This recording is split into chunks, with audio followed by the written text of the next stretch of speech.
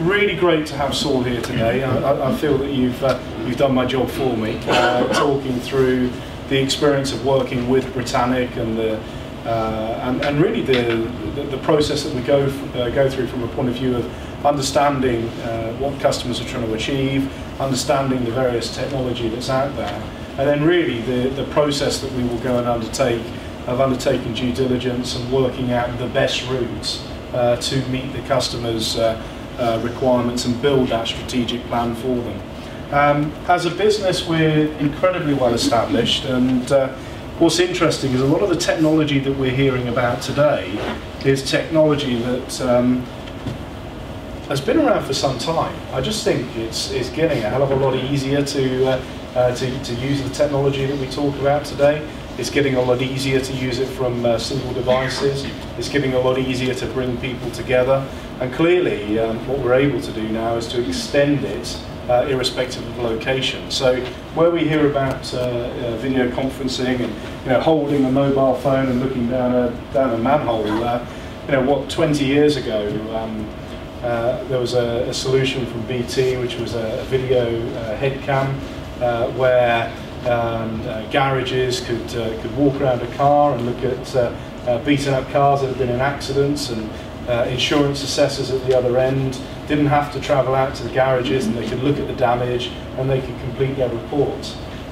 We talk about desktop sharing and collaboration. So 10 years ago I provided a collaboration tool to Philips, and they used it with their design team to go through and look at CAD diagrams, circuitry diagrams, and talk through and really speed up the whole process of product development. I was using this type of technology to demonstrate software applications that we were selling, again to bring different experts together.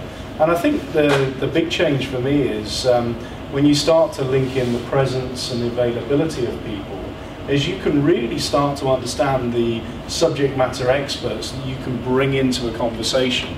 And that's always the challenge of, I need somebody else to help answer this. Well, it's one of these types of people that needs to get involved in this call. I can see they're available, I'll drag them into the call and we'll deal with it there and then.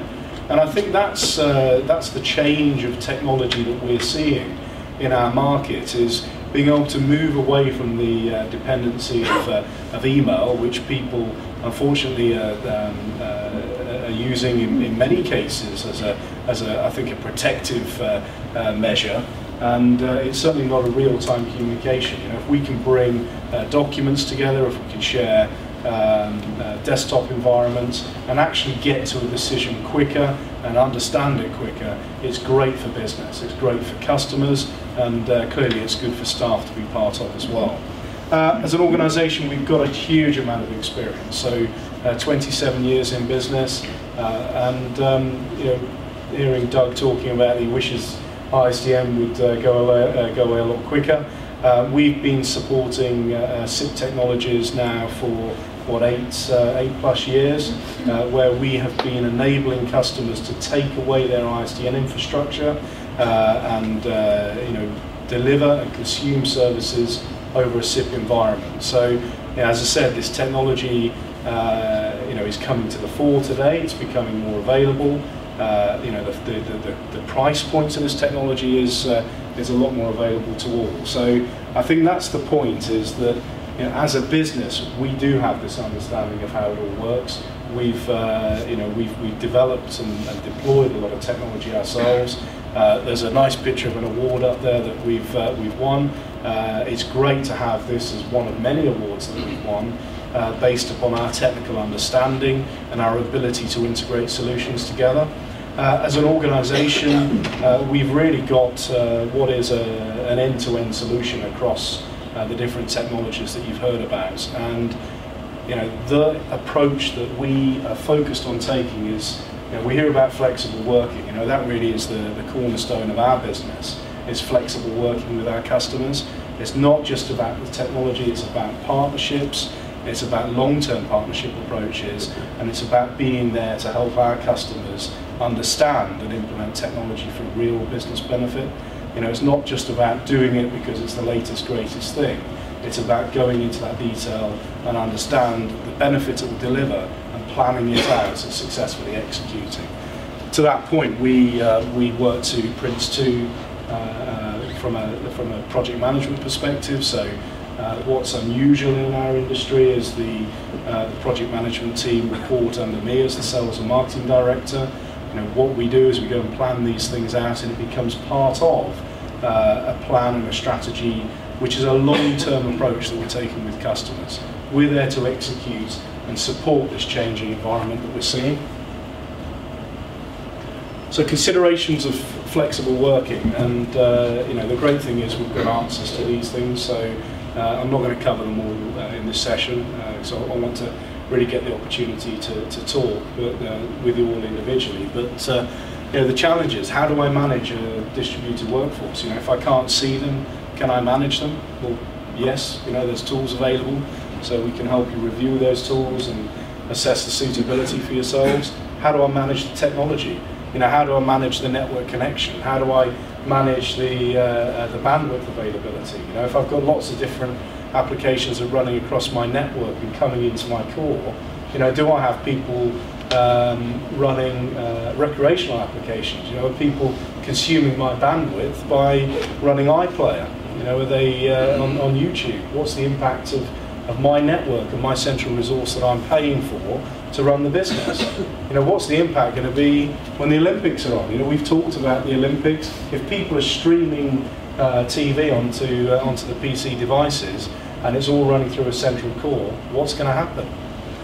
Bring your own device, so we'll get to see the applications and how they fit in with this world. Security, so again we have answers and applications to support this, and certainly from a hosted and a cloud provision as well. I think the importance of robust and resilient infrastructure, you can't forget this. As we're linking different offices, different locations, different people together, if the technology has not been built and is not stable as it should be, then what we're doing is we're introducing new applications, new locations, and potentially we're creating clashes across our network. So again, it's very important to go and look at how the underlying infrastructure and foundation is put together. Clearly we've got a lot of experience in this, so we can help. A point I made earlier on, which I think you've all seen technology today, you're going to see some more shortly, that this technology isn't just for remote workers. It's not just for people working in the field. It's not just for people working at home.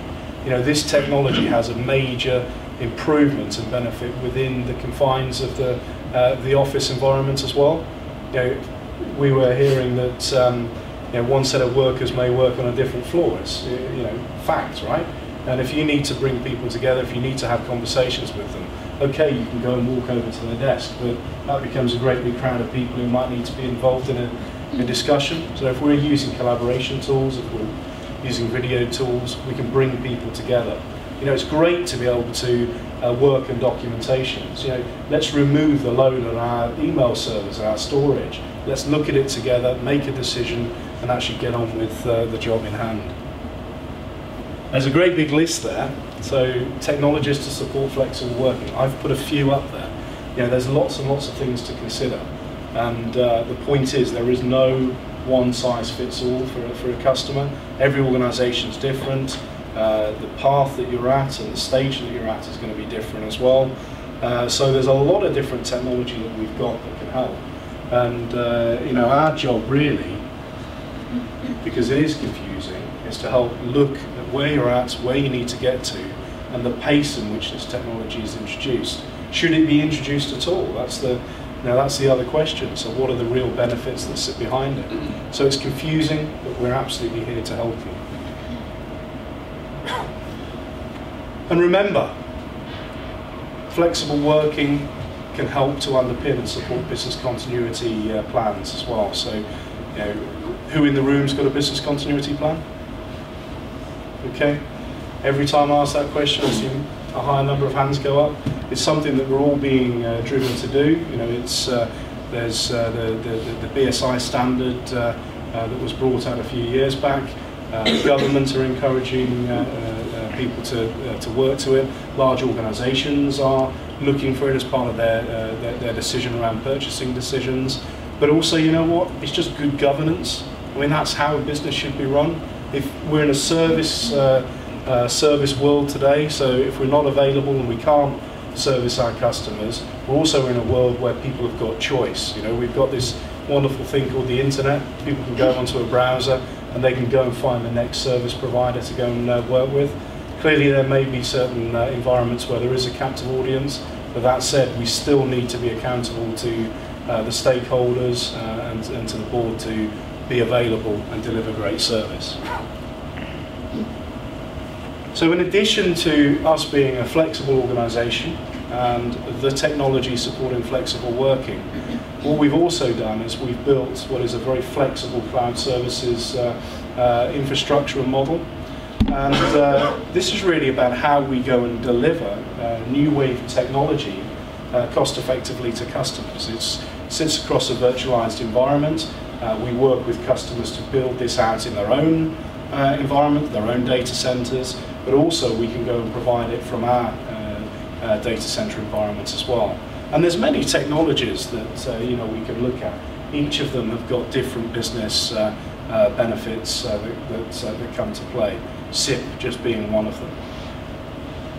What is interesting with all of this, though, is we move to these types of models that we can build out what are predictable templates. So we're able to build out a strategy, we're able to look at individual user requirements, site requirements, and we go and configure a template and a pattern and a plan. So we can then rapidly go and deploy what is an agreed set of services for end users and sites. We offer, you know, Saul talking about SIP and that you know, we're in discussions around this. You know, part of what we're doing as an organisation is providing the ability to pilot and evaluate technology. So I've put try and grow, and you know, the point is evaluate it, understand it, how does it fit in, and then from there, for sure, there's a lot of benefits associated with the technology, but let's get the confidence up there that this technology that people are seeing as new in the market, that organisations such as Britannic have got a lot of experience in, let's go and prove that it's going to work. Planning and implementation, and again, we heard from Saul about the account management process that we go through. You know, as an organisation, we take this very seriously. We invest a lot of time, clearly, into events such as this, but also to sit around the table with customers in workshops and understand where they're at, where they want to get to, what challenges they face, and how we help them. How we help them embrace new technology, how we help them get the most out of their existing investments as well. You know, through that process, we go and build plans, strategies, documents that we can go and break down into what becomes a manageable journey that we can go and undertake together, which we will then go and work through with Prince2 project management.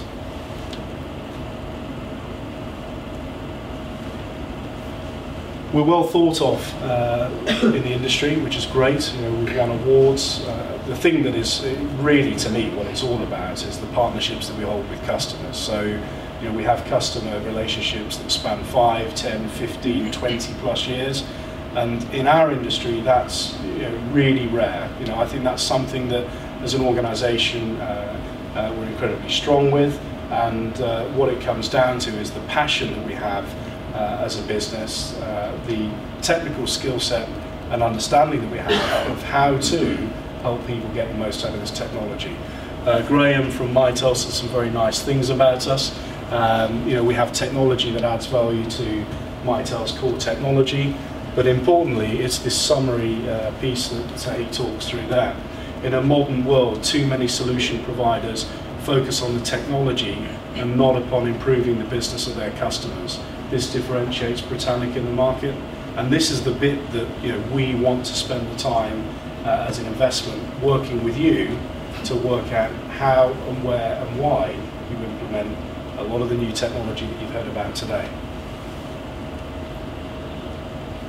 So why Britannic? And you know, we'd love to sit down and have those discussions really one-on-one, but a lot of experience around this technology. You know, the stuff that you've heard about today, we've delivered it. We've got a track record of delivering it for customers.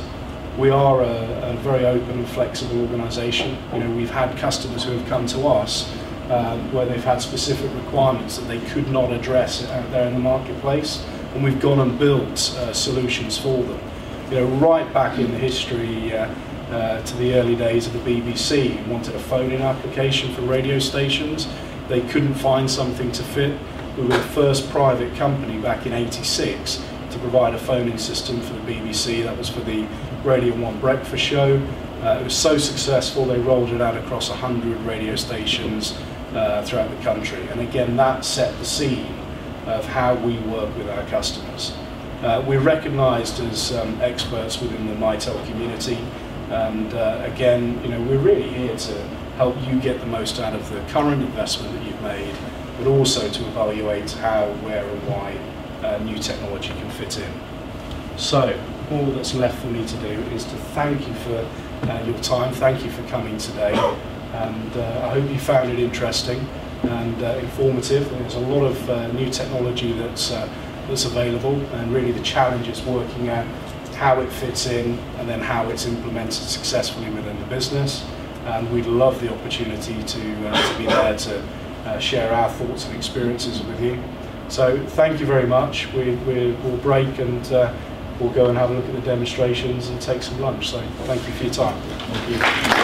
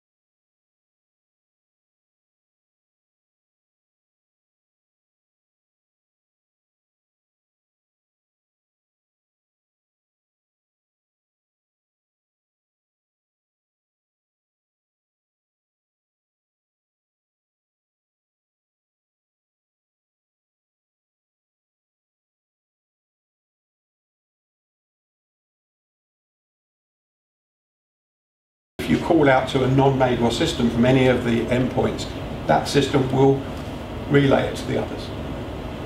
This has some interesting implications about providing MCU facilities for non-Magor systems.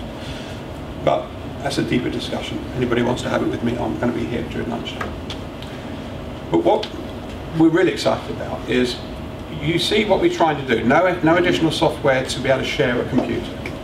Nothing to change the build. No plugins, no clients.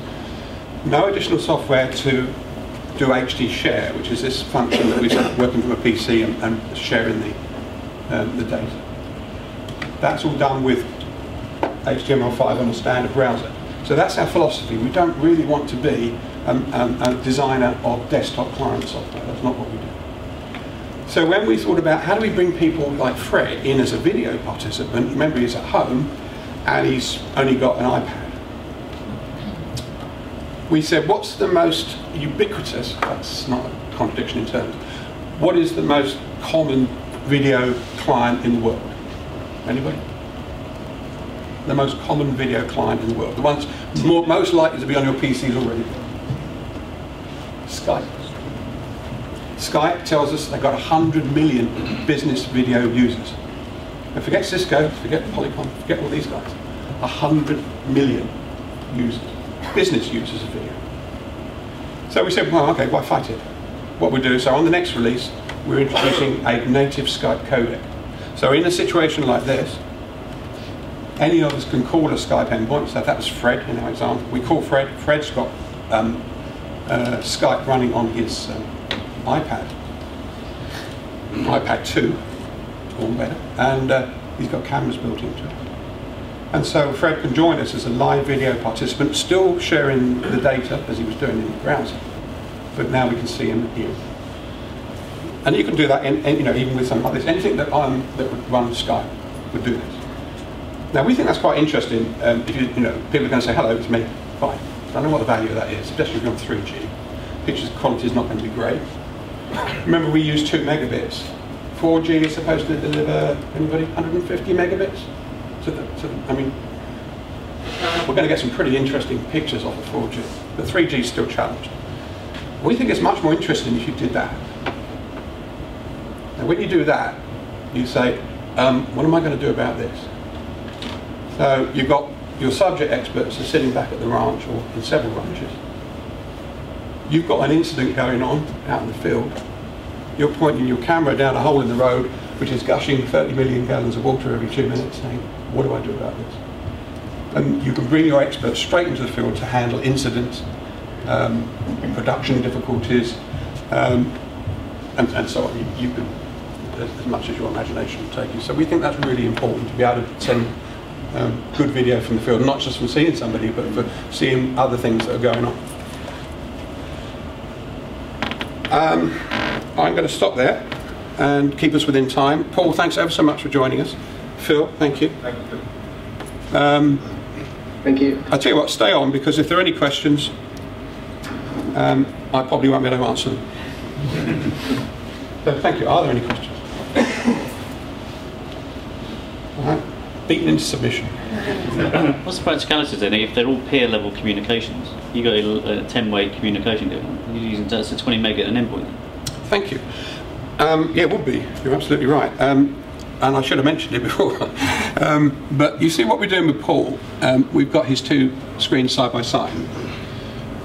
On Phil, we've got full screen. So the endpoints talk to each other. And the endpoint is saying to Phil's endpoint, I've got your full screen, send me 1080p.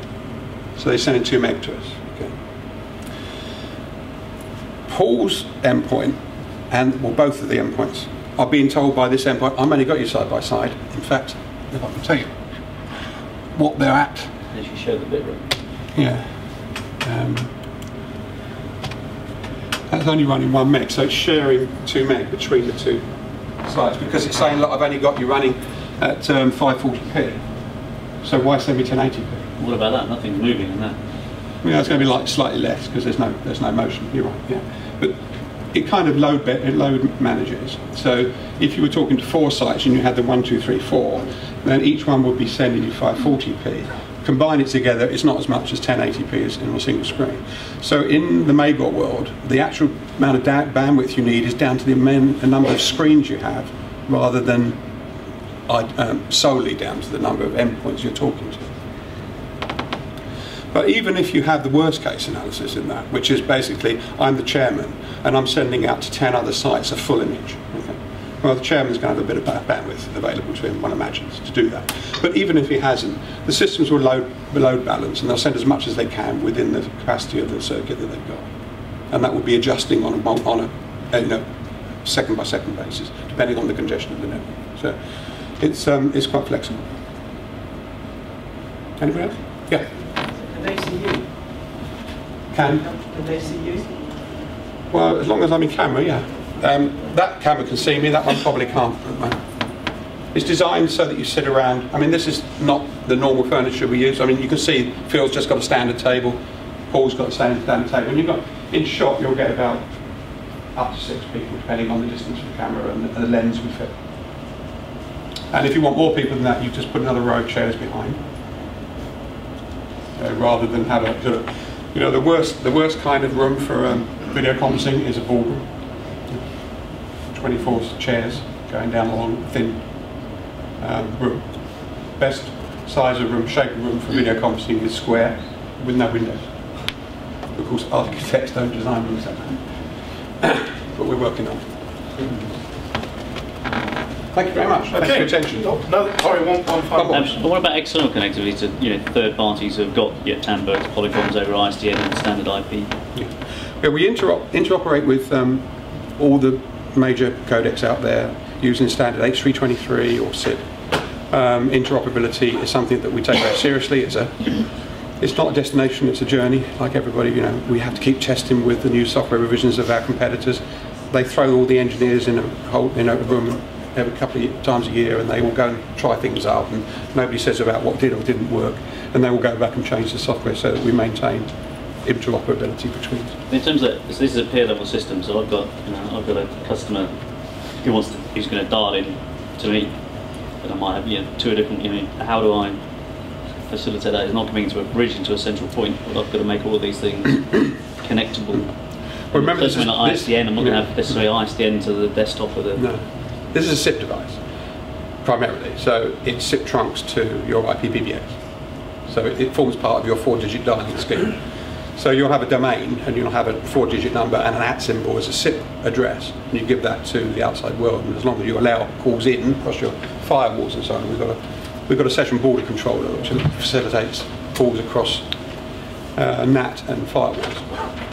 So, when I call Paul, I'll call him at his 4-digit extension at ottawa.magorcorp.com.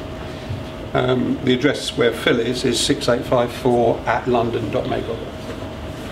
So that's how it works. I mean, we give those out to anybody wants to call us.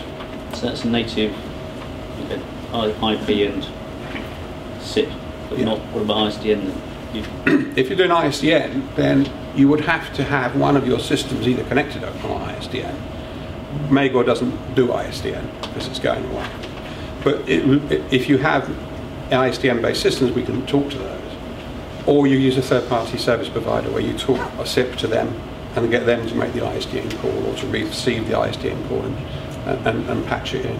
Well, can you talk through, for instance, like Codian ISDN gateways? Could you use that as a... Not directly. No. You could do it through a Codian bridge. They get the Codian to call us, and the Codian to call the ISDN one, and then bridge it across the Codian bridge, because the Codian bridge will transcode. Well, it will change. It'll deal with both but as well, communication. Certain ISDN natively is obsolescent. We think it's going away. We wish it would go away faster. Of course, there's still a lot out there, but the way we tend to deal with it is with a third party. ISDN dialing is problematic anyway, if any of you have been trying to do it. If you're doing it on an ad hoc basis, it's even more problematic. So it's always well to get a third party involved anyway, who know the telecoms issues, and can actually check the system works and answers, and you know what protocols you're using and so on. It's quite complicated. This, of course, is just IP to IP, and it's a piece of cake. But yeah, ISDN can be problematic, so we generally recommend that you use a third party resource if you're going to do a lot of it.